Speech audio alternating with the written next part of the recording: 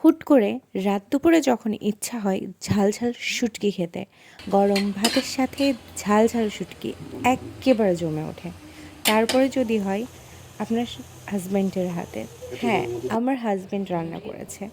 সে নিজে ফ্রিজ থেকে শুটকি বের করে টুকরা করে প্রত্যেকটা জিনিস নিজের হাতে তৈরি করেছে।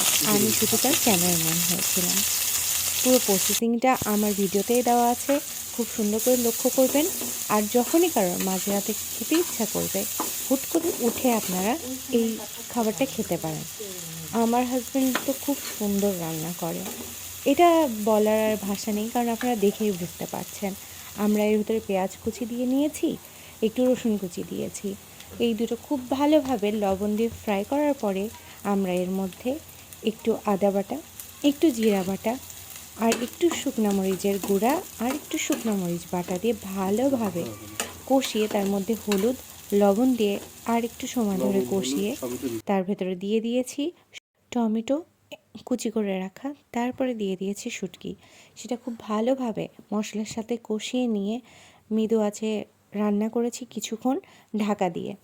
তারপরে ঢাকনা তুলে একটু ধনিয়া পাতা ছিটিয়ে গরম গরম পরিবেশন করেছি আমাদের ঝাল ঝাল শুটকি।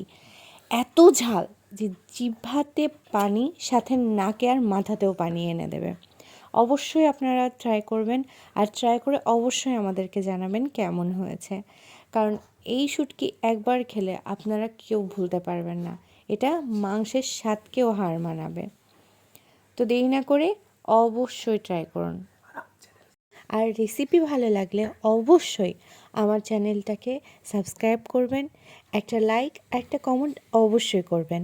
আর আমার চ্যানেলে অনেক ধরনের রেসিপি দেওয়া আছে, অবশ্যই আপনারা এটা ট্রাই করবেন, বন্ধুবান্ধবের সাথে শেয়ার করবেন আর আমার পাশে থাকবেন। আপনারা পাশে থাকলে আমি আমার এগিয়ে যাওয়ার একটা শক্তি পাবো, আর আপনারা পাশে থাকলে আমি নতুন নতুন রেসিপি দেওয়ার চেষ্টা করব।